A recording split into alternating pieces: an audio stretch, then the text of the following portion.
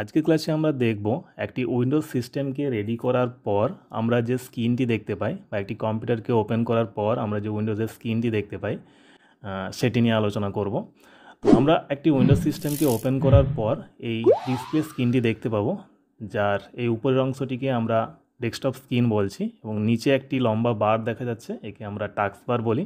Task বারের মধ্যে আমাদের স্টার্ট মেনু থাকে, এখান থেকে আমরা যে কোনো ধরনের প্রোগ্রামকে ওপেন করতে পারবো। যে প্রোগ্রামগুলি আমাদের উইন্ডোজ সিস্টেমে ইনস্টল করা থাকবে সেই সমস্ত প্রোগ্রামগুলি আমরা স্টার্ট মেনু থেকে ওপেন করতে পারবো। এবং এখানে কিছু আইকন দেখা যাচ্ছে, এই আইকনগুলি আমার টাস্ক বারের মধ্যে পিন করা আছে। যে সমস্ত প্রোগ্রামগুলি আমাদের প্রতিদিন ব্যবহার করতে হয় সেই সমস্ত প্রোগ্রামগুলিকে চাইলে আমরা টাস্ক বারের মধ্যে পিন করে রাখতে পারি। টাস্ক বারের সার্চ বার থেকে আমরা যে কোনো ধরনের ফাইলকে সার্চ করে ওপেন করতে পারি। এছাড়াও আমরা টাস্ক বারের ডান দিকে চলে গেলে দেখতে পাবো সেখানে ডেট বা টাইম দেখা যাবে। যদি আমাদের কম্পিউটারের মধ্যে ইন্টারনেট কানেকশন থাকে আমরা এখান থেকে দেখতে পাবো যে আমাদের কম্পিউটারের মধ্যে ইন্টারনেট কানেকশন আছে, বা আমরা ওয়াইফাই বা রিমোট ডেস্কটপের মাধ্যমে ল্যান কেবলের মাধ্যমে ইন্টারনেট কানেকশন করতে পারি। এখানে আমাদের ল্যাঙ্গুয়েজ দেখা যাচ্ছে, আমরা চাইলে এখানে যে কোনো ল্যাঙ্গুয়েজে কাজ করতে পারি আমাদের কম্পিউটারের মধ্যে। আমি যদি ইংলিশে কাজ করতে চাই, ইংলিশ বা আমাদের কম্পিউটারের মধ্যে নির্দিষ্ট ল্যাঙ্গুয়েজটি এখানে শো করাবে। আমরা যে কোনো সময় আমাদের ল্যাঙ্গুয়েজটিকে চেঞ্জ করে যে কোনো ধরনের টাইপিং করতে পারি।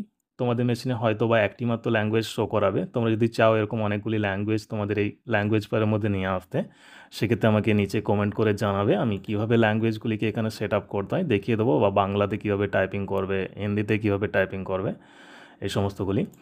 ডিসপ্লের মধ্যে আমরা বেশ কিছু আইকন দেখতে পাচ্ছি, যার মধ্যে কিছু সিস্টেমের আইকন থাকবে, কিছু আমাদের নিজস্ব তৈরি করা আইকন থাকবে এবং কিছু প্রোগ্রামের আইকন বা শর্টকাট আইকন থাকবে। আমরা মূলত আমাদের নিজস্ব তৈরি করা ফোল্ডারগুলির আইকনগুলি চেঞ্জ করতে পারবো। ডিসপ্লের মধ্যে যে ছবিগুলো আমরা দেখতে পাচ্ছি এগুলোকে প্রতিটি ফোল্ডার বা ফাইলের আইকন বলা হয়। আমরা মূলত আমাদের নিজস্ব তৈরি করা ফোল্ডারটির আইকন চেঞ্জ করতে পারবো। আমরা যদি অন্য কোনো সিস্টেম ফাইলের আইকন চেঞ্জ করতে চাই সেটা করা যাবে না। যে শর্টকাট প্রোগ্রামগুলি আমরা দেখতে পাচ্ছি, প্রোগ্রামের আইকন বা আমাদের সিস্টেম ফাইলের আইকনগুলি আমরা চেঞ্জ করতে পারবো না।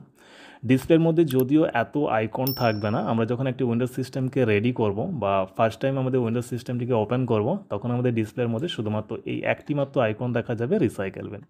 বাকি সমস্ত সিস্টেম আইকনগুলো আমরা যদি নিয়ে আসতে চাই তাহলে আমরা সেগুলোকে ডিসপ্লের মধ্যে ইনসার্ট করতে পারবো, ডিসপ্লের মধ্যে নিয়ে আসতে পারবো। বা এই প্রোগ্রামগুলি আমরা চাইলে ডেস্কটপের মধ্যে নিয়ে আসতে পারি বা ডেস্কটপ থেকে ডিলিট করে দিতে পারি। আমরা এই প্রোগ্রামগুলিকে ওপেন করার জন্য স্টার্ট মেনু থেকে ওপেন করতে পারবো। কোনো একটি প্রোগ্রামের মধ্যে তৈরি করা কোনো ফাইল যদি আমরা ডেস্কটপের মধ্যে সেভ করি, তখন আমাদের এরকম ধরনের সেভ ফাইল আসবে, যেগুলো আমরা ডিসপ্লের মধ্যে ডেস্কটপের স্ক্রিনে দেখতে পাবো। এই ছিল আজকের আমাদের হোম স্ক্রিন নিয়ে আলোচনা। দেখা হবে পরবর্তী ভিডিওতে। আমরা পরবর্তী ভিডিওর মধ্যে টাস্ক বারের মধ্যে কীভাবে ফোল্ডার বা ফাইলগুলোকে আমরা এখানে পিন করব, আমাদের উইন্ডোজের সিস্টেম ফাইলগুলোকে কীভাবে ডিসপ্লের মধ্যে নিয়ে আসা যায়, সেগুলো আমরা পরের ক্লাসে আলোচনা করব।